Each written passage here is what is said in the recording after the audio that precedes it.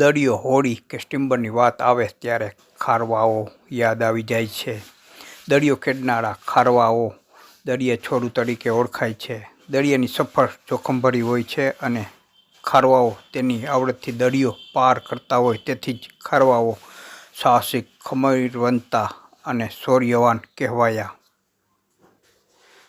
આધુનિક ટેકનોલોજીથી આજે વિશ્વ નાનું થઈ ગયું છે. દરિયા ખેડૂઓ પણ દરિયો ખેડતી વખતે આધુનિક ટેકનિક સાધનોનો આજે ઉપયોગ કરે છે. આજે દીવાદાંડી ઐતિહાસિક બનતી જાય છે. 1000 વર્ષ પહેલાં સાગર ખેડૂઓ કોઠા સૂઝનો ઉપયોગ કરીને નક્ષત્રના આધારે દિશા નક્કી કરતા હતા, જે માટે કિનારે પહોંચવા માટે આધાર નિશાનો બનાવતા હતા, જેમાં મુખ્ય દ્વારકા કાંઠે મંદિર તથા ખંભાતમાં 71 મંદિર મુખ્ય પોઈન્ટ ગણાતા હતા. ખારવાઓના સંતાનો ભણી ગણીને નોકરી તથા ધંધામાં ઉચ્ચ સ્થાન સુધી પહોંચી શક્યા છે.